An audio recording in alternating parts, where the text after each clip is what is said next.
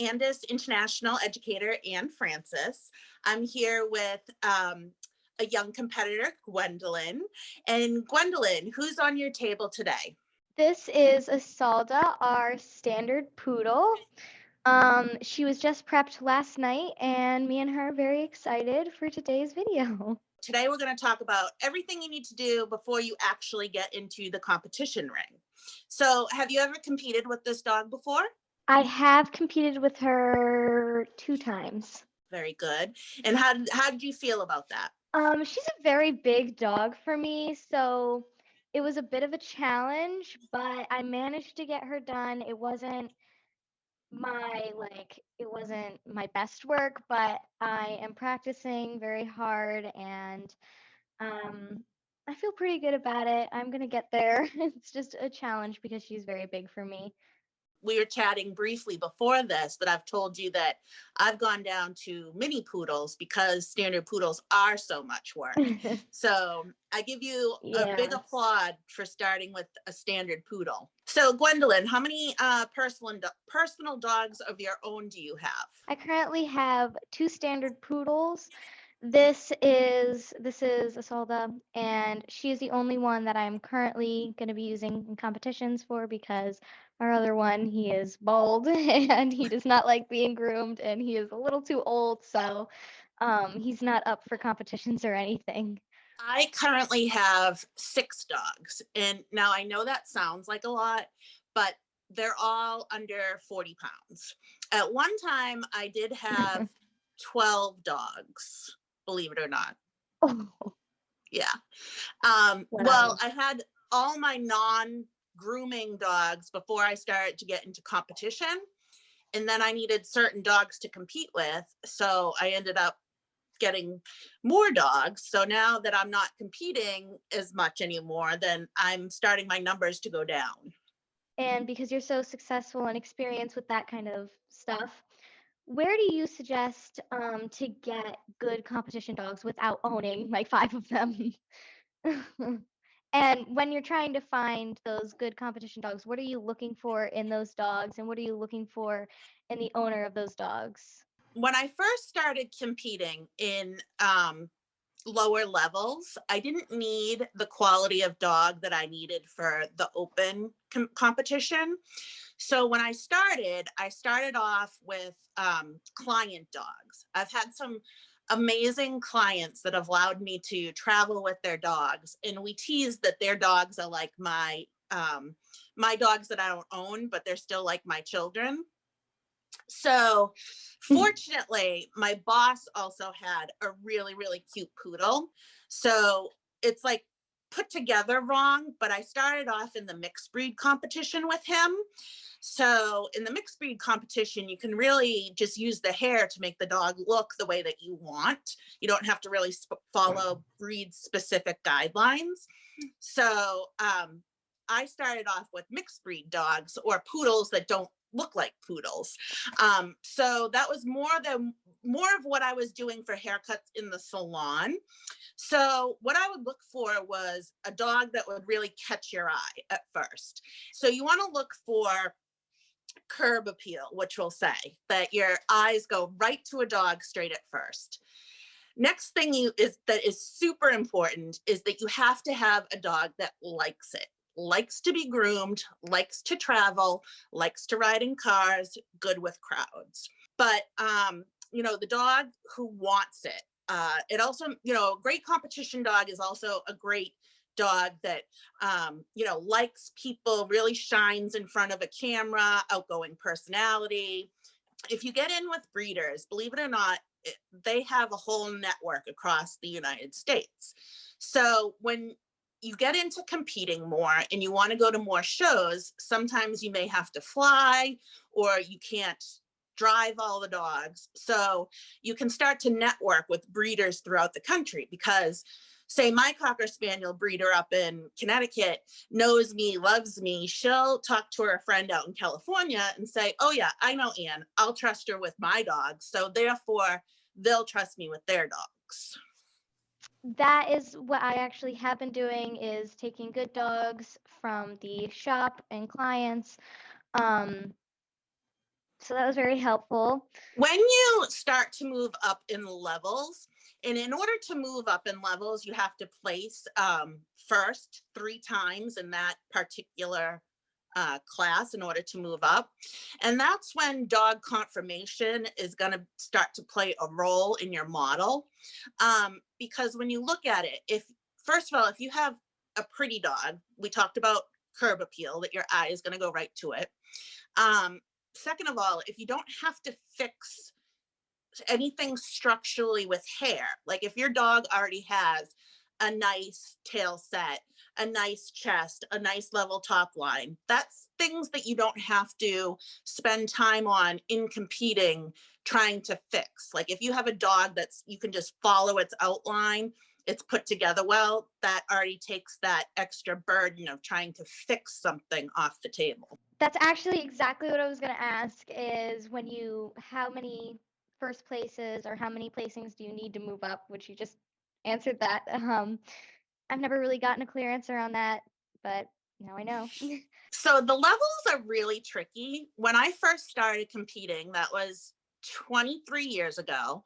I know I don't look that old, but 23 years ago, yes. They only had 2 levels or just 1 level. And I started competing right out of grooming school. And I ended up taking 3rd place and beating one of my instructors. So I was hooked. I'm like, I am in this. This will be fun. That is really awesome. I didn't know that they only had like two places or whatever. I was 19 going to my first intergroom, and there was 1 level. So I was competing with like the top of the top. And back in the day, what they used to do is they would tell 3 people that you've placed, but they wouldn't give you the placements. And then at night, they would tell you the first, second, and third. So, I still didn't know how this whole competition thing works, things like that. And all of a sudden, I just got thrown into this, and I actually placed. And I placed with 2 of my, grooming idols at the time. And it seems like yesterday, but it's a complete whirlwind since then. So I'm pretty much an amateur with competitive grooming. I've only gone into a few competitions over 2 years, and there are lots of groomers, just pet groomers in general, that I know are super interested in competitive grooming. So can you kind of give me like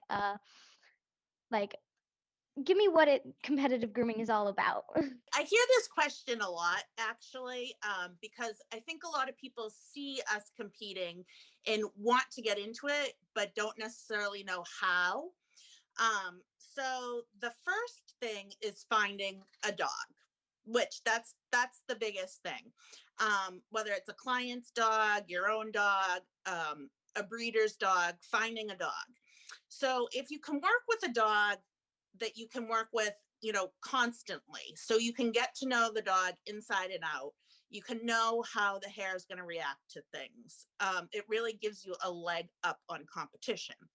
So once you've found your dog, competitive grooming styles can be a lot different from what we normally do every day in the salon. Generally, every day in the salon, we're doing pet haircuts that are a little on the shorter side so they can maintain for 4, 6, 8 weeks. Whereas grooming competitions, those dogs are really kept fuller. They require more care for their coat. So I would generally wash my dogs for competition once a week. And you want them to be clean because it keeps the hair from breaking. So it will scissor nicer. And also, clean hair grows faster. And with more and more competitive shows popping up, we really want our dog's hair to grow as fast as we can sometimes. So then you have to find out which show you want to go to. Now, there are a lot of shows all over the country and also international. Canada has some great shows, and they're super fun and super nice up there. So decide which competition is for you. Now, some competitions have best first timer award. So if you've never competed before, maybe you'll look at a show that I could get that extra prize for that. some shows have the 3 levels, which is great for people who are more novice about competing. And what I tell with people with competition is the person you're competing the most against is yourself. So all of my competitions that I've ever entered, I have been in the entry level, of course. And obviously you are in open and you have traveled through entry, intermediate to open, right? Um, so give me a little like information on what it's like to travel through all those things and how do they tell you like you've moved up to intermediate? Like It has been interesting moving up through the ranks of grooming competition, and you say I'm only in entry, but stay in entry, in learn your basics and really nail your haircut. Don't be in a hurry to get up to open, because in open the competition is literally splitting hairs, so no rush in moving up. So also a lot of groomers will become really good at one breed, and then when they want to enter another class, they may not be as good at that breed. So we have a few different classes that you can enter. We've got the poodle class, which you've got right there, and the most shows have the poodle class together. Some shows do large poodle, small poodle, and poodles have all different times depending on the size of the dog. So we have the poodle class. In the poodle class, you have to have the face shaved and the feet shaved. Any trim is pretty much fine as long as you have the face and feet shaved. From show trims, full continentals, to the German trim that you have. You can do a historical correct continental. You can do a modified sporting clip. There's a lot of different clips that you can do in the poodle class, but it's just poodles. And poodles tend to be the hardest class and the fullest class at every show. I think that's my personal opinion. But then we have the sporting breed class. So that's going to be your spaniels, cocker spaniels, Springer spaniels, things like that. And when you're in the lower level in entry, they do allow you to use clippers or combs on the back coat. Whereas in intermediate and open, you can't do that to a sporting breed. So that's a big difference there. And then we have the hand strip class. Hand strip class are going to be all of those harsh coated terriers, schnauzers, wire coated soft wire coated terriers.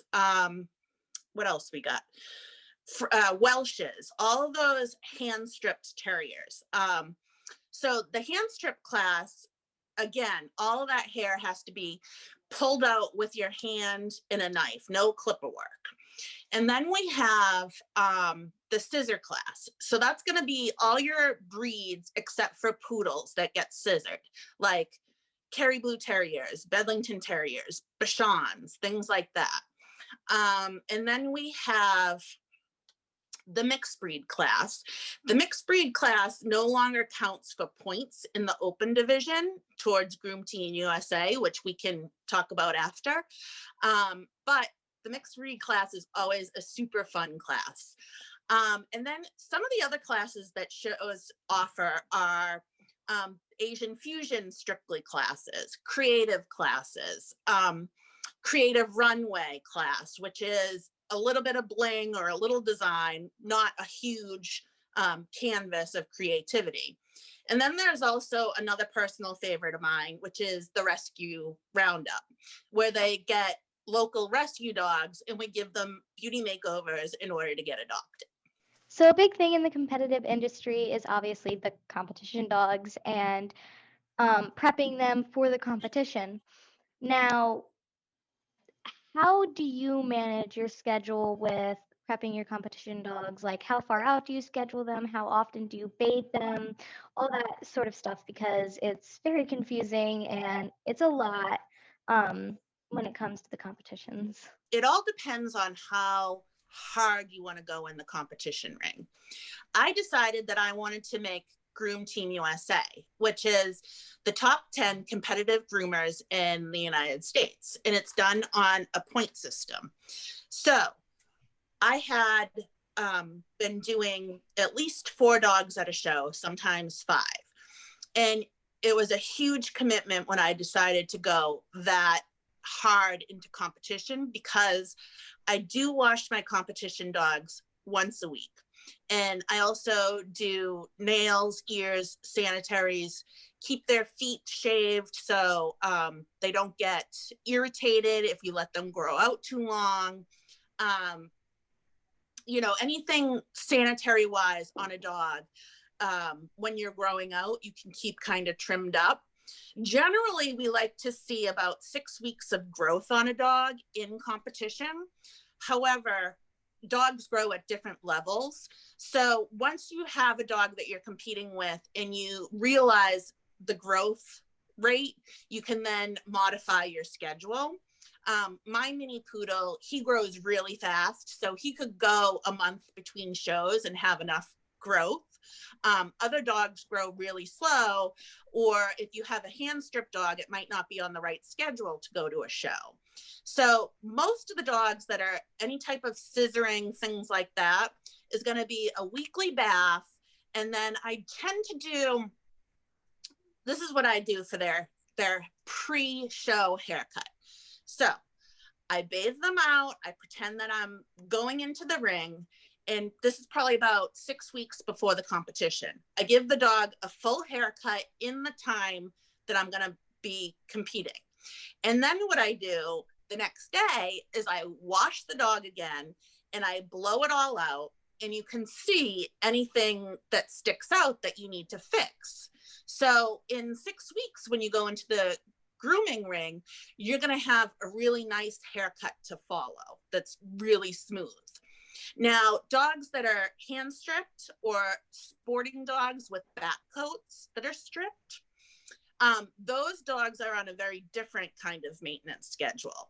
And that's why a lot of competitive groomers own their own hand strip or sporting dog so they can maintain them.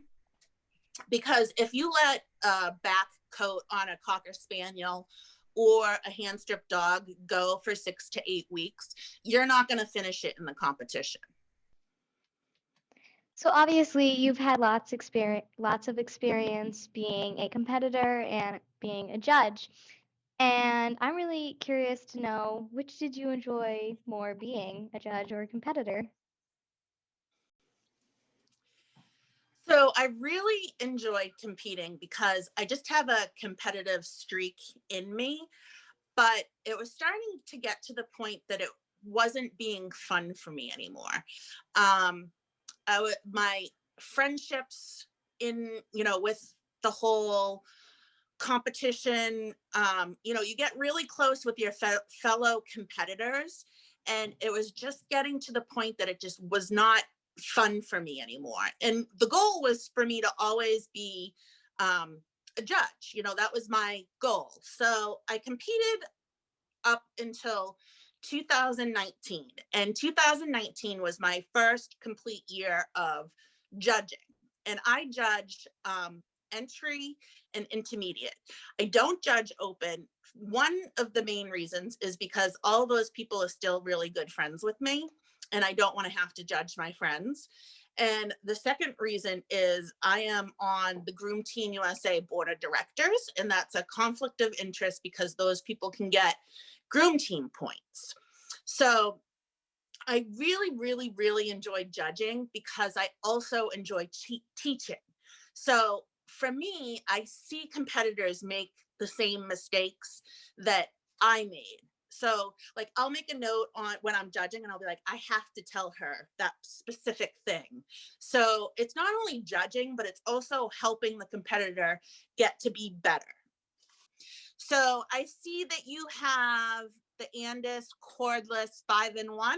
Is that what you're using? Yes. Yes, I'm using the Pulse 5-in-1 by Andis.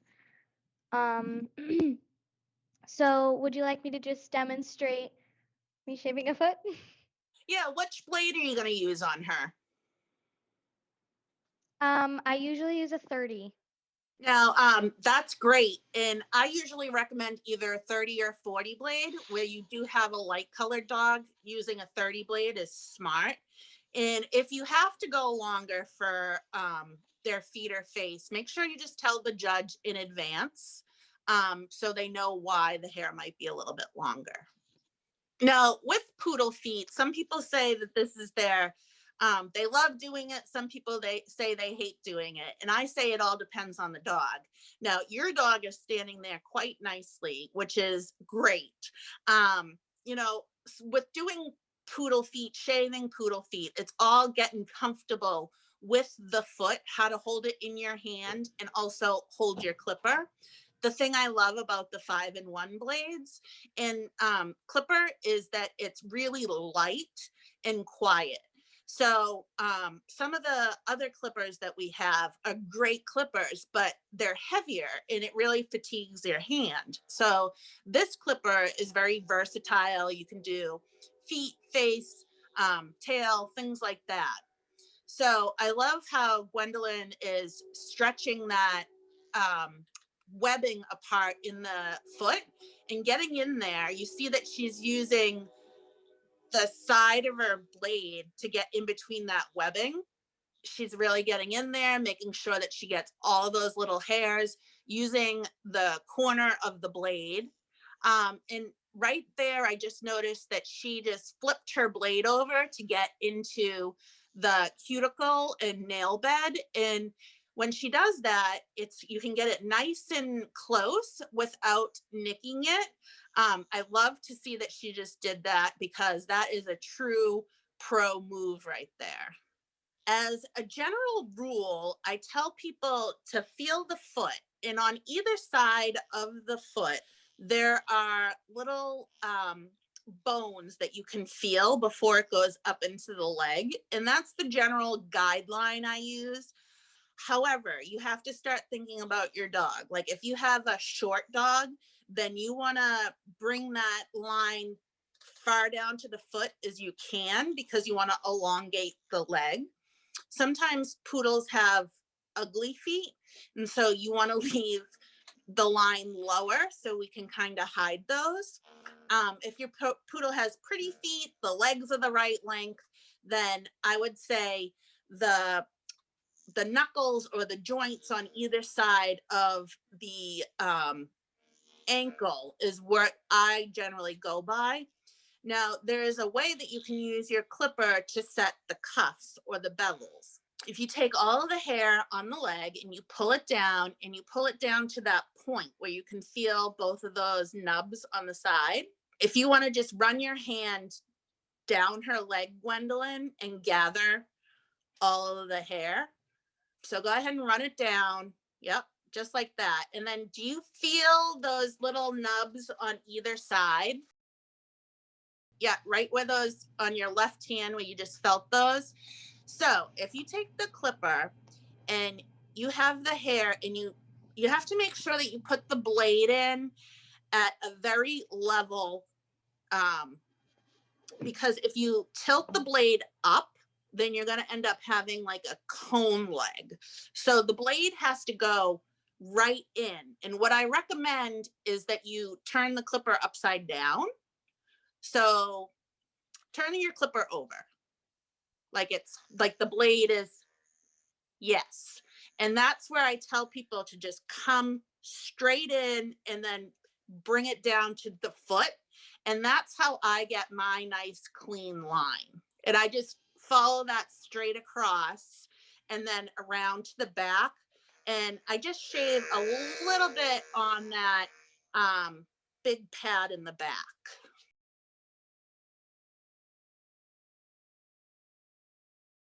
And as you can see, she's going to get right in there and get all of that extra hair out that's in between the pad.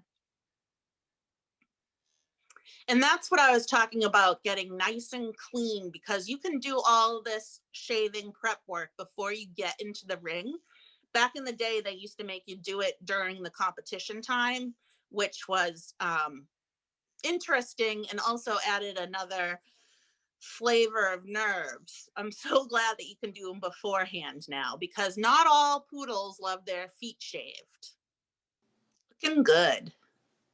And you were smart too, saying that you only left 2 weeks of growth, so you didn't have a ton to shave off.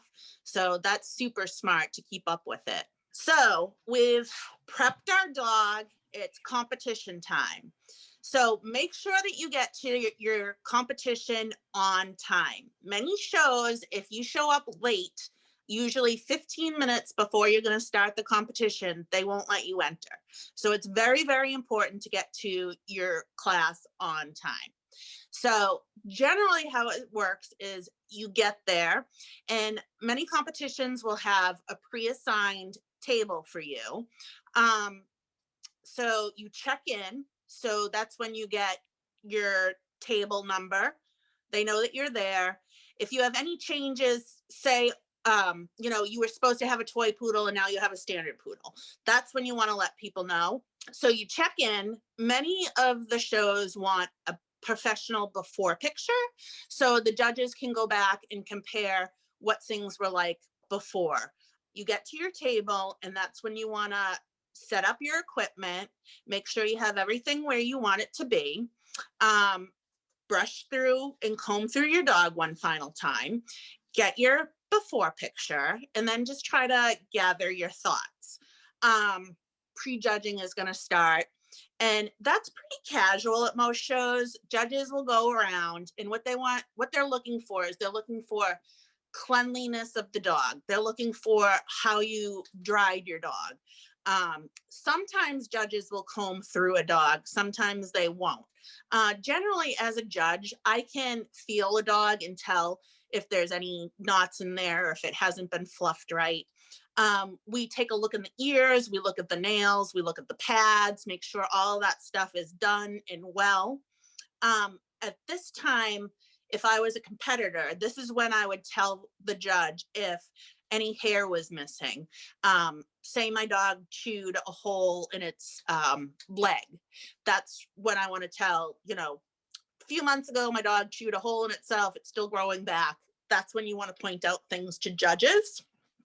So what you want to do, Gwendolyn, is you would have your standard poodle and you want her to stand, and this is for prejudging, and you want to present her to the judge as stacked standing dog.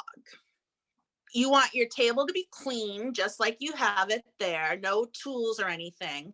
And so generally, as a judge, I would walk up to you, greet you, and ask you your dog's name. And is there anything I need to know about her? So what this is doing is she's got her standing, or as we call stacked, very nicely. I get to see the dog's profile, what it looks like, if there's any hair lacking, anything like that.